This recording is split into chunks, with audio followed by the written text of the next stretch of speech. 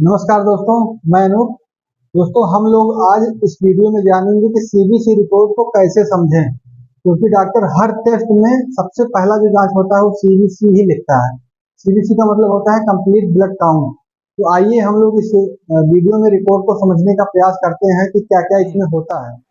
दोस्तों देखिए, सीबीसी में जो होता है, सीबीसी रिपोर्ट में सबसे पहली जो जांच होती है वो हीमोग्लोबिन की होती है। हीमोग्लोबिन की होती है जो 13 से 17 ग्राम होना चाहिए पर डेसीलीटर में। 13-17 ग्राम हीमोग्लोबिन इनका है, 11.7 ग्राम। और दूसरी जांच जो दोस्तों होती है वो टोटल ल्यूकोसाइट काउंट, जिसको हम लोग डब्ल्यूबीसी भी बोलते हैं। डब्ल्यूबीसी काउंट जो होता है 4,000 से 10,000 के बीच में होना चाहिए। इसकी वैल्यू 12,300 है। अब 12,300 है, इसका मतलब इसकी वैल्यू बढ़ी हुई है। ये किन कारणों में बढ़ जाता है?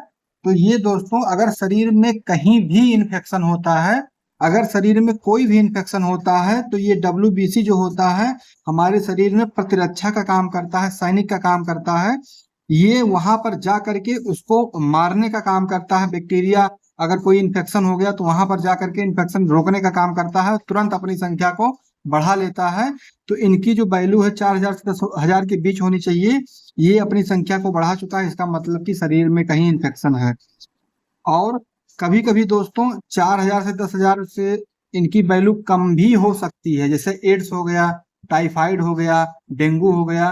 तो इन सब कंडीशन में जो डब्ल्यूबीसी की संख्या है वो कम हो जाती है।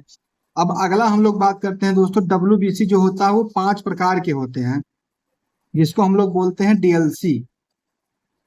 इसको बोलते हैं टीएलसी, टोटल ल्यूकोसाइट काउंट, इसको बोलते हैं टीएलसी, इसको बोलते हैं डीएलसी। अब ये डिफरेंशियल ल्यूकोसाइट काउंट जो होता है डब्ल्यूबीसी, ये 5 प्रकार के होते हैं। जैसे न्यूट्रोफिल, देखिए 40 से 70 होना चाहिए, ये 63 है।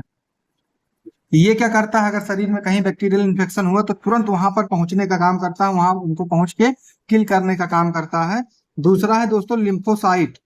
अब ये लिम्फोसाइट क्या होता है, ये हमारे शरीर को इम्यूनिटी प्रोवाइड करता है। 20 से 40 इसकी वैल्यू होनी चाहिए, ये 32 है। ये हमारे शरीर को इम्यूनिटी प्रोवाइड करता है, मतलब प्रतिरोधक क्षमता प्रदान करता है बैक्टीरिया या बीमारी से लड़ने के लिए। ये दोस्तों देखिए इस्नोफिल, ये 1 से 6 होना चाहिए, 1 से 6%। ये जो है इनकी वैल्यू है 3। ये पैरासाइट और एलर्जी के प्रति जो है अपनी संख्या को बढ़ा लेता है। मोनोसाइट और बेसोफिल भी बैक्टीरियल इन्फेक्शन में सीधा बैक्टीरिया को निगलने का काम करते हैं।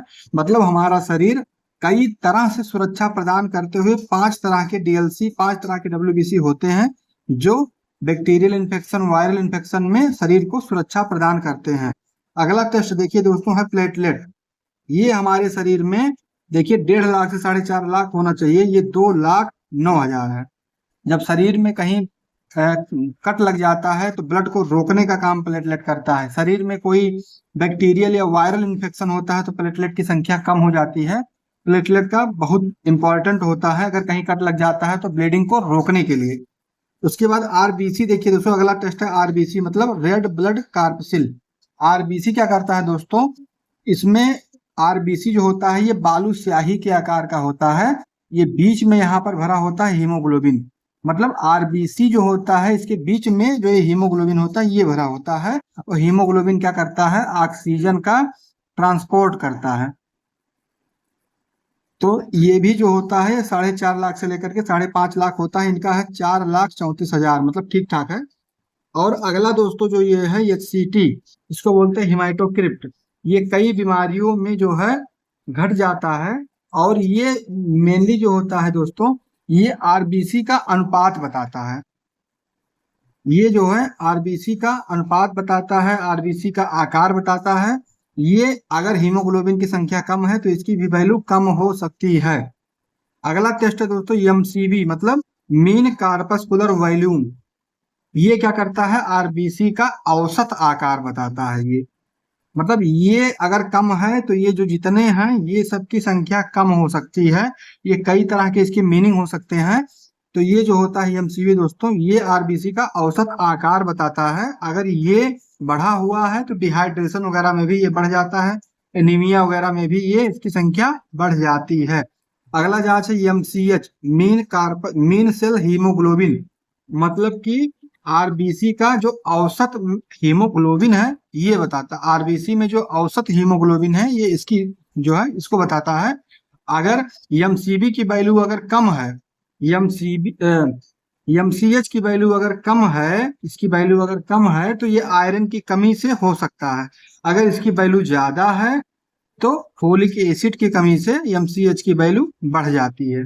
ये जो दोस्तों होता है मीन सेल हीमोग्लोबिन, ये कंसंट्रेशन, हीमोग्लोबिन के कंसंट्रेशन को बताता है। एमपीबी क्या होता है दोस्तों? साइज ऑफ प्लेटलेट, ये प्लेटलेट की साइज को बताता है, जितनी प्लेटलेट की साइज है वो छोटा है कि बड़ा है ये बताता है। और जो ये होता है दोस्तों आरडीडब्ल्यूएसडी, ये आकार में कितनी भिन्न है इसको बताता है। ये दोनों टेस्ट जो होता है, ये जो होता है ये प्लेटलेट डिस्ट्रीब्यूशन विड्थ, ये प्लेटलेट की चौड़ाई को बताता है। तो दोस्तों इस वीडियो में हमने जाना कि जो सीबीसी की जांच होती है वो कई तरह की बीमारियों को बताती है।